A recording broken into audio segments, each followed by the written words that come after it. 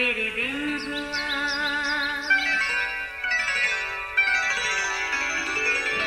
नया फिर दिन हुआ, पुरानी रात का करे सो शुक्र हम खुदा की जात का, खुदा की जात का, नया फिर दिन हुआ। आज की आयत, मुबारक है वो जो पाक दिल हैं क्योंकि वो खुदा को देखेंगे।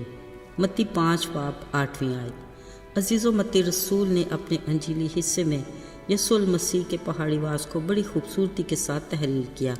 यह मुबारकबादियाँ मसीह की शख्सियत के हर पहलू को नहायत सादा अल्फाज में बयान करती हैं और हर मुबारकबादी यीशु की तस्वीर को पेश करती है। अजीज़ो, आज की ज़ेर गौर मुबारकबादी में मुबारक उससे कहा गया है जो पाक दिल है, वही खुदावंद को देखने लायक होगा।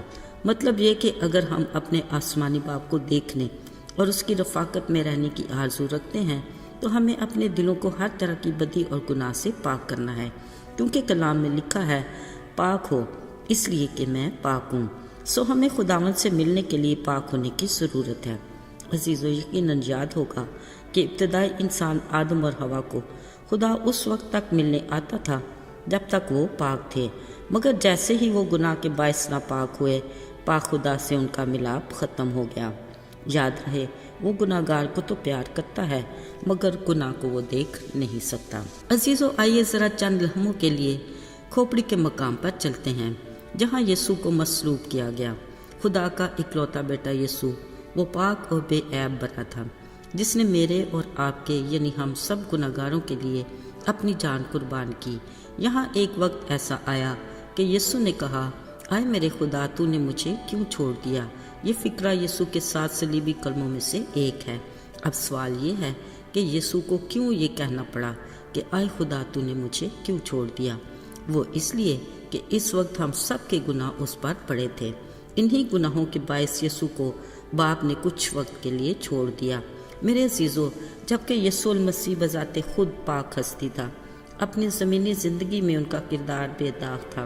बतौर इंसानी जिस्म वो कामिल रहे, अगरचे उस दौर के मजहबी ठेकेदार हर वक्त उस मौका की तलाश में होते कि कोई इल्ज़ाम लगाया जाए, मगर वो हर बार बेगुनाह साबित हुआ। यहाँ तक कि सलीबी मौत से पहले उस दौर के हाकिम पिलातूस ने भी यीशु पर इल्ज़ाम लगाने के बजाय सबके सामने पानी मंगवाकर अपने हाथ धोए और कहा, मैं इस रास्तबाज के खून से भरी हूँ। मेरे अजीज़ों, यीशु मसीह ने जहाँ अपने बारे में बहुत से दावे किए, वहाँ एक बार ये भी कहा कि दुनिया का नूर मैं हूँ। बिलाशुबा वो नूर है और उसमें ज़रा भी तारीकी नहीं, यानी वो पाक है। ये उसका खासा है। वो नूर को गोया पोशाक की तरह पहनता है, यानी पाकीज़गी उसका जौहर है। याद रहे, ये पाक खुदा अपनी मखलूक को नापाकी और अपनी रफ़ाकत से दूर नहीं रखना चाहता। इसलिए उसने अपने बेटे यीशु की कुर्बानी से और उसकी कीमती लहू से हमें गुनाह से पाक और साफ़ किया, यूँ हमारे साथ दोबारा अपना मेल किया। उसने फरमाया, जिस तरह तुम्हारा बुलाने वाला पाक है, तुम भी अपने सारे चाल चलन में पाक बनो। अजीज़ों, अपने बचपन के दौर में अपने संडे स्कूल की जमात में हम 2 तरह के दिल की ड्राइंग बनाया करते थे।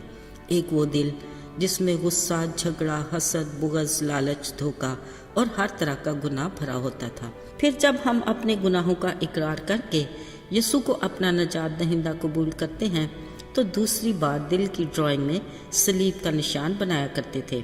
मतलब ये कि यीशु के लहू ने हमारे दिल को पाक और साफ कर दिया, यानी उसके बेटे यीशु का खून हमें तमाम गुनाहों से पाक करता है।